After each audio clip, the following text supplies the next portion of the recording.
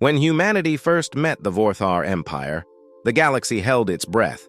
Their queen, tall, regal, wrapped in armor that shimmered like molten gold, looked upon humans as insects.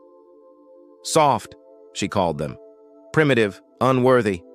But one human soldier didn't bow. He spoke to her not as a queen, but as an equal.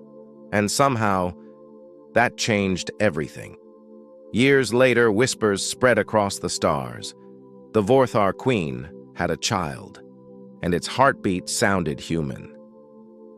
What could make a ruler of an empire defy her own species for one of ours? If stories like this, about courage, connection, and what it really means to be human, grab your curiosity, then you're in the right place. Hit like, tap subscribe, and share this with someone who loves a good sci-fi mystery. Every click helps us tell more incredible human stories from the stars. Stories that remind us why we are the species no one should underestimate. The first time humanity stood before the Vorthar, silence ruled the stars. Their flagship, the Sovereign Flame, hung above Earth like a god's crown, gleaming with molten light. When Queen Zira descended, the air itself seemed to hold its breath. She was tall, serpentine, every movement precise, her voice cutting through translators with regal venom. "Your species crawls," she said. "You build with fragile hands. You bleed too easily." World leaders watched, speechless. Even the soldiers flinched under her burning gaze. But one man didn't. Captain Jae Kim, standing at the edge of the diplomatic deck. He didn't speak, didn't bow. He just looked up, calm and unbroken. That stillness caught her attention. Something alien flickered behind her golden eyes.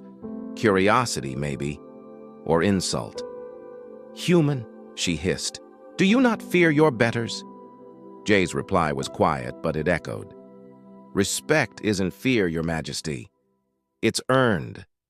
For the first time, the Queen didn't answer immediately. The silence that followed wasn't weakness, it was interest. And that was how humanity began to matter. Before the Queen ever spoke to him again, Jae Kim had already made history, though he never meant to. He wasn't some hero carved from legend. He was a field medic, a soldier who patched wounds, not made them. But when the Vorthar diplomatic cruiser Vrathal suffered a plasma breach mid-orbit, chaos followed. Their own guards froze, too afraid to act. The ship's hull screamed. Fire rolled through alien corridors. Jay didn't think. He moved. He ripped off his oxygen mask, sealed it over a fallen Vorthar soldier's face, and dragged her through flames until his skin blistered. He didn't know her rank, didn't care. When the breach sealed and the smoke cleared, the Queen was there, watching. Her soldiers knelt. He didn't. He was too busy saving the last of her crew. Later, she approached him quietly, her voice softer now. "You risked your life for one of mine. Why?" Jay wiped ash from his cheek, his tone simple, human. "Because she was alive." That answer confused her, troubled her, fascinated her. The Queen who'd once called humans soft now couldn't stop wondering. What kind of strength hides behind mercy? The Vorthar Empire never forgave weakness.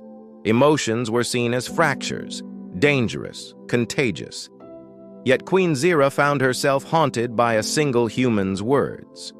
Jae Kim was assigned to her medical detachment after the incident. An act of diplomacy, they said. But every night, as the stars drifted outside her obsidian windows, Zira found herself watching him. He treated even the smallest life as sacred, Vorthar, human or alien plant cell. To him, all existence deserved a chance. One evening, after a border skirmish left dozens injured, she asked him again, "Why do you risk so much for others, even those who would kill you?" Jay didn't look away. "Because that's what humans do. We don't measure worth by species. We measure it by need." Something inside her, something ancient, tightly bound by duty, cracked, For the first time in her reign, she dismissed her guards and stood beside him beneath the glow of distant suns. No translator, no crown, just two beings staring into the same infinite night. That night, the galaxy shifted, quietly, impossibly. The Queen of the Vorthar made a choice no one could ever unmake. Whispers spread faster than light. The unthinkable had happened. The Vorthar Queen bore a child, and its eyes weren't gold, they were brown, human brown. The Empire tried to bury the truth. Records erased, witnesses silenced. But you can't erase a heartbeat. The royal court demanded the child's death, an impurity, they called it. A half-blood, a shame to the crown. But Queen Zyra stood before them in full regalia, her voice shaking planets. "This child is not impurity," she declared. "It is evolution." Behind her, Jae stood, scarred, mortal, and defiant. He had no weapon, just presence, just belief. And that belief, in front of an empire bred for conquest, was more dangerous than any blade. As the crowd watched, the infant stirred in her arms. Its tiny hand reached for her face, and a ripple of energy pulsed outward, harmonizing human DNA with Vorthar resonance. Sensors overloaded.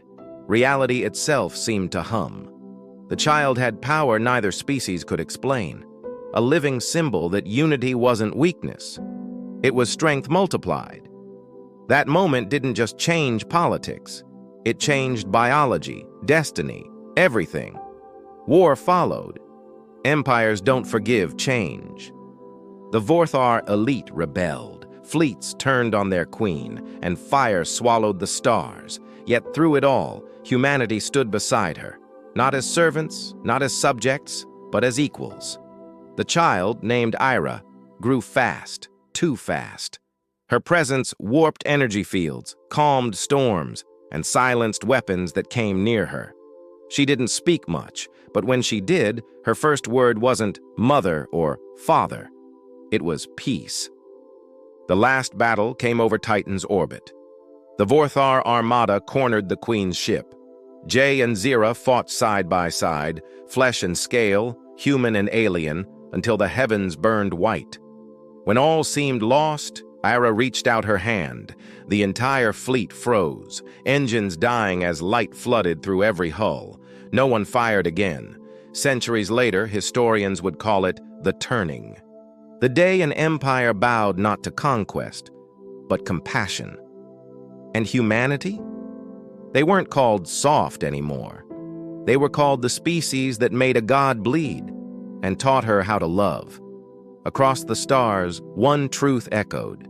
Humans don't just survive, they change the universe itself.